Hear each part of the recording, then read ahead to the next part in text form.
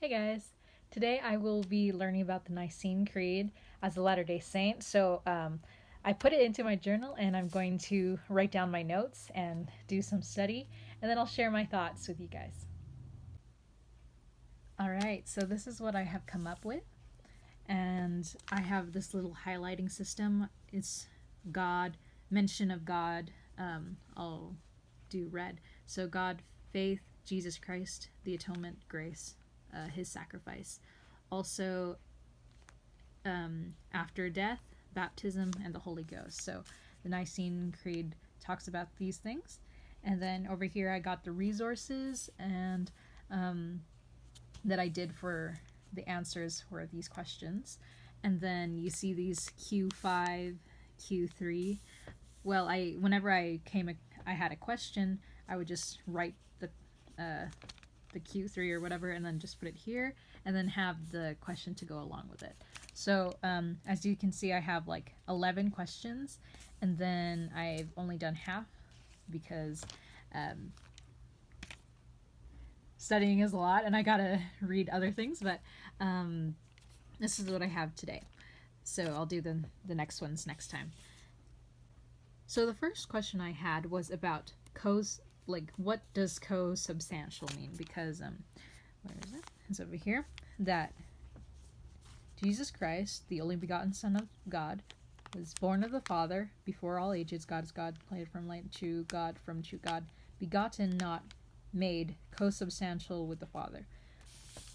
And I was like, what does it mean that Jesus Christ is co-substantial with the Father? So here are some of my notes of that. So co-substantial is basically means of the same substance or essence or nature. And I know that has something to do with metaphysics, but I have not researched that, and maybe I'll do it another time. And that Jesus is one being with the Father, one in being, also same being. And then this thing called homoousios. Basically, it's the essence of Jesus Christ. To describe Jesus' relationship with the Father, and that Jesus is equal to God. Jesus is God. Jesus is of the same estate or existence as God. He is divine. And that substance, like talking about, so substance does not equal material that he was made from. And that substance is actually, substance is the essence of what a thing is, rather when it's what it's made from. And so essence is like an example would be an essence of human essence, and then another example would be like a human body is the material. So basically what it's saying is that Jesus Christ is not made out of the same material as the Father, but like he's like the essence of the Father. So basically he's like the Father is God, Jesus is God. That's what I'm understanding from this. Okay, begotten versus made. So over here it says that Jesus Christ was begotten and not made. So what does that mean? Well, here's my resource, and in Catholic.com it says there's a Q&A with, I don't even know what that means. Is it Friar? I'm not sure. Fr. Charles Grondin, and it's a Q&A why begotten and not made. So he talks about it, and then he's like, beget is to become the father of, and then father, so beget is to become the father of. It's like a human baby with a human father. It's like you're the father of that child. And then to create is something you make with your hands, but it's something different from you. It's like something you make with your hands, like a trinket or a sandcastle. It's not, even if you make it look like a human, it's not going to be a human.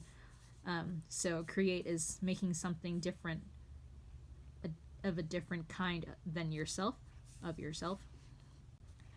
So what God begets as God is just as what man begets as man. So if man creates, like procreation, has a baby, then that will be a human, and then God begets, God the Father begets God the Son, so he is also God.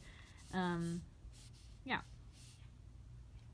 So Jesus, he is fully God, and he is not a creation of the Father. He is begotten by God. And Jesus is not a mode or action of God. Jesus is not a mode or action of God. He is fully God.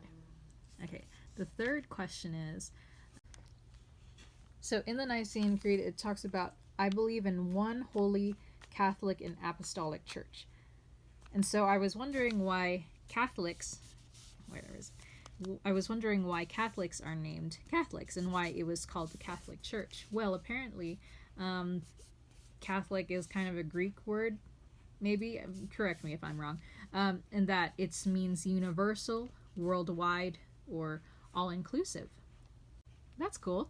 That, like, I'm not sure if it means that every Christian, because, like, and I think it's interesting that it's like universal, worldwide, and all inclusive. And I'm pretty sure that, yeah, the Catholic churches are worldwide, and all inclusive. But I'm not sure if it, when it says all inclusive, that it means that other Christians, like Protestants and Lutherans, whatever, that they are included in this Catholic Church. I'm not sure that's what it meant, but it's just interesting that that was part of the definition.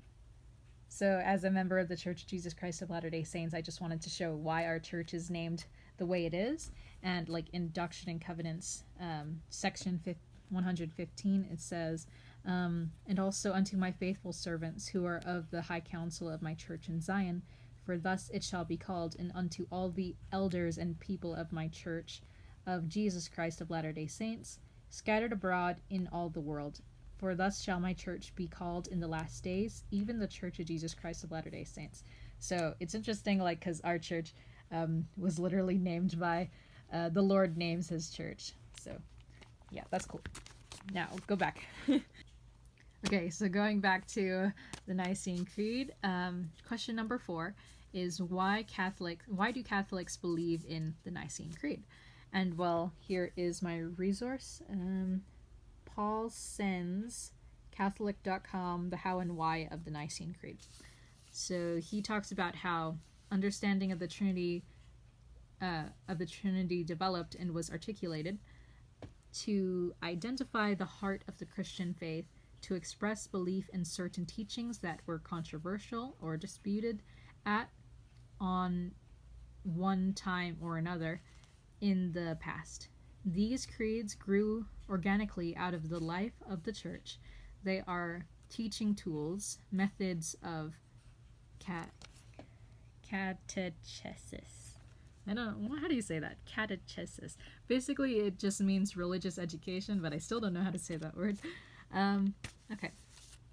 And question number 5 is, what are all things visible and invisible? So you see here, the Nicene Creed, I believe in God the Father Almighty, maker of heaven and earth, of all things visible and invisible. So I was like, what does this mean? And so one thing that, like, he could make is, like, faith. Also, like, God, he is invisible, so it makes sense that he can also create other invisible things. And so invisible is something, wait, give me a second. In one of the resources was CatholicPhilly.com, Michael K. Maggi, Angels, Demons, and All Things Visible and Invisible. So it's basically saying that, like, sometimes invisible beings, they sometimes assume visible forms for, like, because they're kind of invisible to humans, so they assume visible forms, in order that human beings might be made aware of their presence, action, and communication, which is cool. I learned something interesting.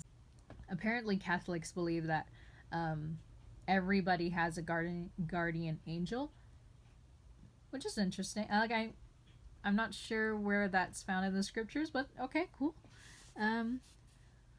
It's like, as long as they're nice, you know. So we're going to skip question number 6, and we're going to do that next time. Question number 7 is, why is the Nicene Creed called the Nicene Creed? Well, apparently it came from the councils of Nicaea, and it was I'm not sure what year it was made, I forgot, but it was in the councils of Nicaea and Constantinople. How do you say that?